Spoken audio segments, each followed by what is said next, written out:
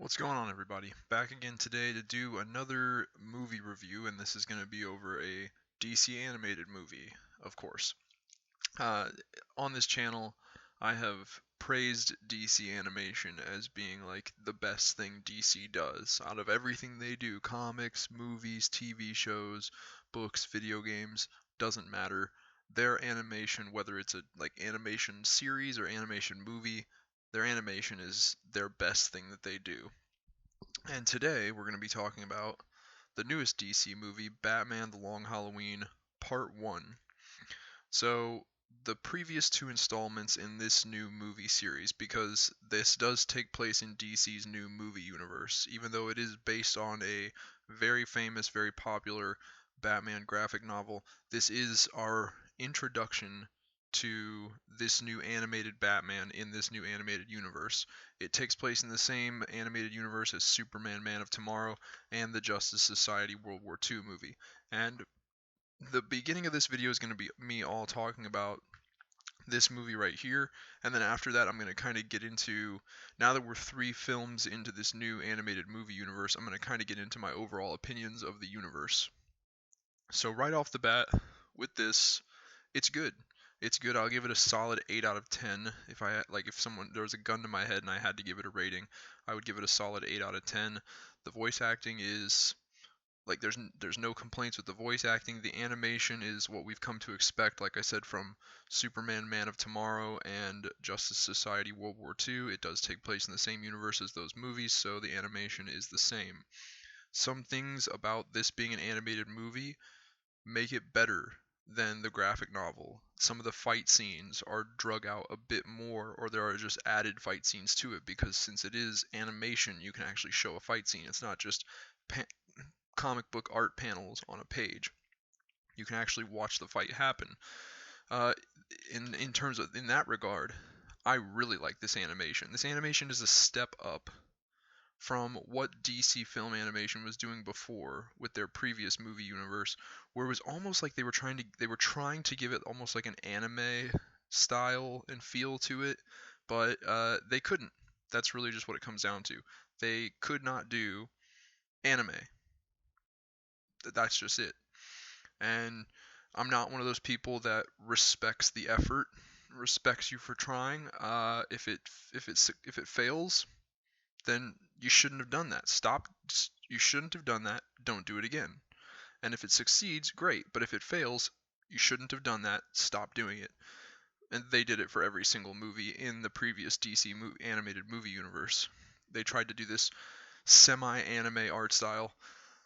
It was very kind of like jittery and choppy, and yeah, this is far superior. I'm glad they went back to this. It just works a lot better. Jensen Ackles is, I guess, our new Batman for this movie universe. I'm assuming that like they will have him back to do for every movie in this universe that Batman shows up in. He worked just fine as Batman. Um, I kind of wish, and I just told you that it's Jensen Ackles, but someone, I kind of wish I had not known it was Jensen Ackles. That's my only thing with it, because since I went into it knowing it was Jensen Ackles, I kept thinking Dean Winchester from Supernatural. But if I had not known that's whose voice this was, I might have been more like new Batman. But all I kept thinking was Jensen Ackles, Dean Winchester. But that's fine. That's a tiny little issue that I had, but most people probably won't have that, and he does a pretty good Batman. Troy Baker kills it as Joker, as always. This is a pretty faithful adaptation to the first half of the Long Halloween graphic novel. They do take some liberties and make little tweaks and adjustments to it to make it new and fresh and amplify it a little bit. Like I said before, some of the fight scenes are more drawn out or just blatantly added in. They weren't there before. And I need to read The Long Halloween again because unless I'm mistaken, I'm going to try and say this without giving away any spoilers. Unless I am mistaken, there is a character who dies at the end of this that did not die in in the graphic novel. So we will have to wait and see. Or I will have to get out my graphic novel and double check it. So, yeah, overall, really no complaints with this movie. Um, I did. I don't remember. I really need to read The Long Halloween again. I don't remember one of the plot points from Long Halloween being Batman is learning how to be a detective. I could have sworn in the Long Halloween graphic novel he already knows how to be a detective. He's relatively new to being Batman, but he knows how to do detective work. One of the main plot points in this is like he's a costume vigilante and he knows how to beat the shit out of criminals and like intimidate them to try and scare them away from breaking the law and committing crime, but he doesn't really know how to like solve a mystery and figure out like if the person doing the crime is unknown and hidden, he doesn't really know how to find them. And this movie kind of shows him learning that. I could have sworn in the Long Halloween he already had detective skills, and also just overall it's a pretty staple of Batman that he they call him the world's greatest detective. Not because he became Batman and then learned how to be a detective, it's because that's part of what Batman was. He part of his training that he underwent from like age 9 to 25 was criminal justice, forensic, detective, investigation training. He learned all of that along with the hand-to-hand combat and the stealthy ninja training. He learned all of that. So, yeah, it was kind of weird seeing him because this is ultimately a detective mystery kind of story. But to see that and see Batman not really be a skilled detective, it's kind of like I don't know. It's just weird. But that was just my opinion. But overall, the movie's good. I give it a solid 8 out of 10. Out of the 3 new movies that we've gotten in this new universe, it's definitely my favorite. And I guess on that note, we'll go ahead and talk about this universe as a whole now. So the first thing that kicked off this universe was Superman Man of Tomorrow. It was just a new retelling of a Superman origin story. It did the job just fine. All the voice acting was great. I never did a review on this, so I'm kind of doing it now. All the voice acting was great, uh, but it just being another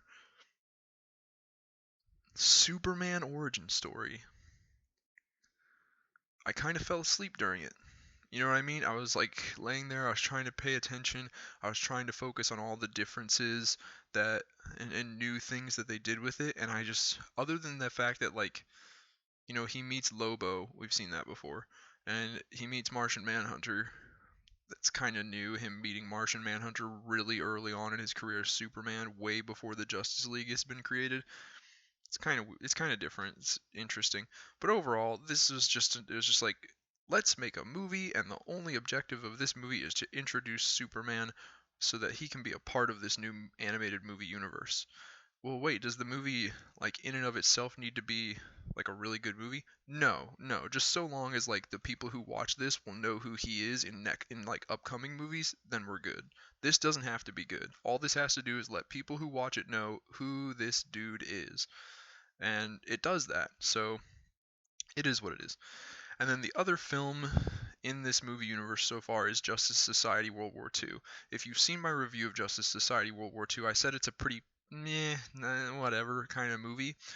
Since then, I've watched it again. And the first time, I needed to start learning that like I'm gonna need to watch movies more than once. Because I'm the kind of person that I go into movies or books or video games or whatever with expectations. And if my expectations are not met or realized, I kind of tend to immediately be like, what the fuck is this piece of trash? And it's not wrong. I'm allowed to think what I want, but it's not fair, I guess would be a way to put it. But I've rewatched Justice Society World War II since then. And my initial biggest gripe with that movie was I was really hoping that they would use Justice Society World War II and the fact that Barry Allen is sort of the main character, Barry Allen the Flash, he's sort of the main character of it. Surprisingly, it's not the Justice Society, it's Barry Allen.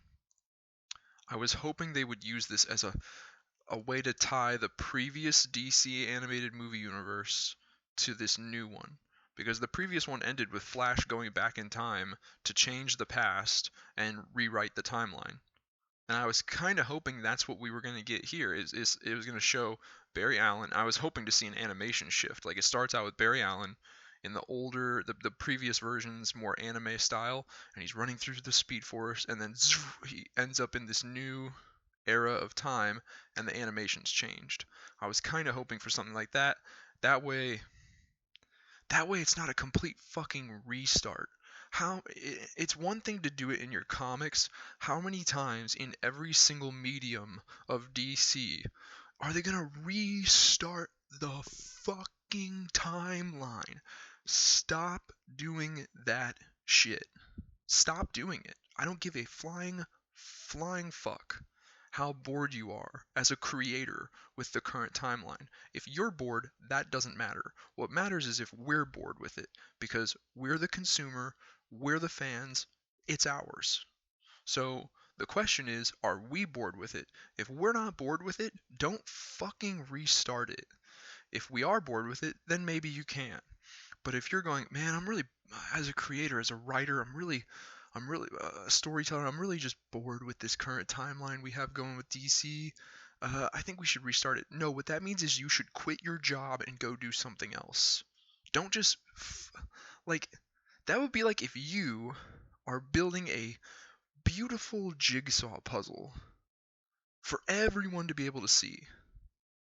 And you've got so much of it already put together and built, and the image is really starting to come together, and everyone watching you building it is like, oh, it's looking really good, it's looking, oh, I can't wait to see it when it's done, I can't wait to see more. And then all of a sudden you go, I'm bored with this puzzle, and you just sweep it across the table and just fuck it up. Don't do that. Just leave and let someone else continue doing it. But that was my biggest problem with Justice Society World War II, is that it was another. And people would argue, well, this was the real restart of the timeline. Yeah, and I already said, like, is a rehash of Superman's origin story. I fell asleep during the middle of it for about 20 minutes. And then Justice Society World War II, though, I was willing to deal with this. I was willing to deal with just another fucking Superman origin story. If Justice Society World War II managed to tie the previous movie universe to this new one in a way that sort of made it all just one big long thing that you could watch continuously. And it didn't. It was a blatant confirmation that, hey, guess what, motherfuckers? We're shaking the Etch-a-Sketch again. We're starting this shit over. So yeah, you're gonna have to see a lot of repeated material. And also, don't get too attached to this new one that we're starting, because we'll probably just fucking abandon that in about 10 years. So that's what really pissed me off. Having rewatched it though, it does have promise. If they fucking stick with it, it has promise. Because in Justice Society World War II, not only did they didn't introduce just the Justice Society, they introduced the pre-Crisis on Infinite Earths idea of Earth 1, well, the multiverse in general, but Earth 1 and Earth 2. Here's Earth, in the comics it was Earth 2, I'm guessing that's what it is in this movie universe. Here's Earth 2, where the Justice Society was the main team of superheroes, and it has its own Flash, and its own Wonder Woman, and its own Superman. And then over here you have Earth 1, which is these guys. You have this version of Batman, this version of Superman. Now, I like this, but it worries me a little bit, because as we have seen in the past, DC, they with their whole multiverse, there have been instances in the past where they have used it well to tell interesting, entertaining stories. And then there have been other times, arguably more often, when the creators and executives and publishers at DC view the multiverse as a way to just not give a flying fuck about any sort of concrete continuity. They look at the multiverse as going, that's our ticket to ultimate creative freedom and creative expression, and not having to give a fuck about making things make sense. And we all know, if you watch my channel, you know my opinion on these type of artsy fucks. Like, that's their dream. It's like, my dream is to make a living just being creative and imaginative and having no restrictions and no wrong answers. And that's what they use the multiverse to do. Uh, but I mean, like as I've said before on this channel, as fans, we have the ability with our money to slap them on the wrist and tell them, nope, there is a wrong answer, and you just gave it. So I am a little worried about them introducing this multiverse with Justice Society World War II. But I think what makes me optimistic about it is the idea that clearly there's some kind of plan here. As much as I enjoyed the previous DC animated movie universe, it was very clear that they were kind of like making it up as they went along. They were kind of just like, all right, and then we did that movie. What movie are we going to do next? This seems kind of like they have a plan, like they're building something here. So that's what I'm optimistic about. Hopefully they don't just go stupid batshit with the multiverse. Overall, I have to say I'm really liking this new DC animated movie universe.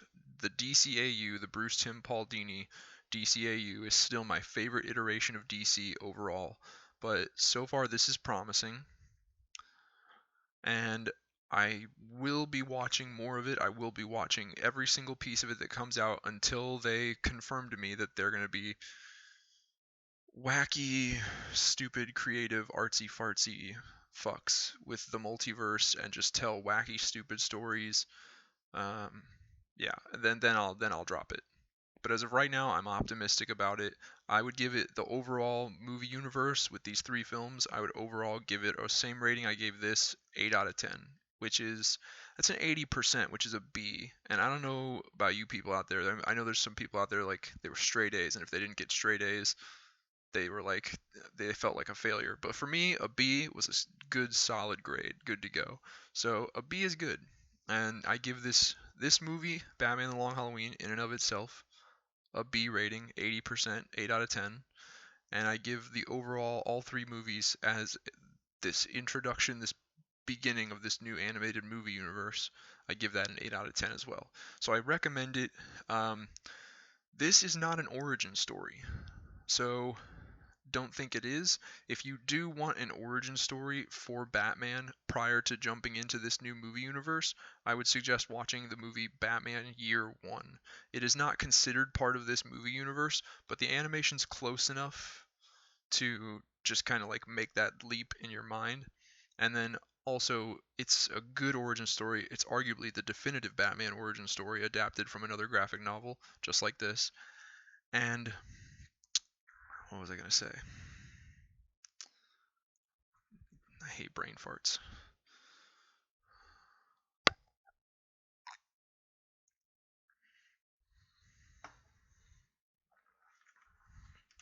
Oh, see, I knew it would come back to me.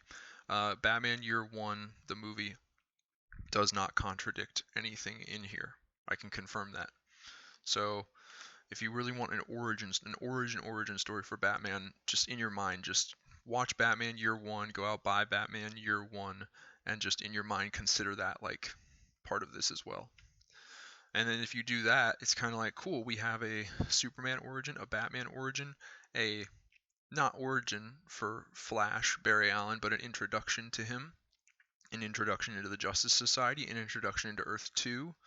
Uh, we're building a universe here. It's getting going. I would almost like if I had any say at all in what DC animation was doing, at this point I would suggest to them, here's what you need to do. You need to take the Green Lantern First Flight movie and the very first Wonder Woman animated movie and establish those, declare those as part of this universe. Because now you have your Earth 1 Superman, Earth 1 Batman. Go ahead and throw Batman Year 1 in there as well. Because then you have your Earth 1 Superman, Batman, Wonder Woman, Flash, Green Lantern. You're almost out of Justice League at that point. And you've already gone ahead and introduced an alternate Earth with the Justice Society, their own version of Superman, their own version of Wonder Woman, their own version of Aquaman. Martian fucking Manhunter's in there too. If you went ahead and just made Batman Year One, Green Lantern First Flight, and the first animated Wonder Woman movie part of this universe, you establish them as part of this universe, you'd be ready to go to make a to really go and just go from there, and just you'd be really ready to go. You'd have all the origin stories and introductions of your main roster A-list characters done, and you'd be able to just take off. That's what I would do. Rather than rehashing another Wonder Woman origin or Green Lantern origin or any of that shit, I would just use what you already did in the past, come out, make an announcement saying these movies, we now consider them part of this universe, and we're moving forward from there. But I don't work for DC Animation, and I don't get to make those kind of calls, so what do I know? Anyway, that's my take on Batman the Long Halloween and just this new movie universe for DC overall. If you like what you saw here, please click the like button, check out some of my other videos on my channel, subscribe if you'd like, and other than that, I will see you guys next time.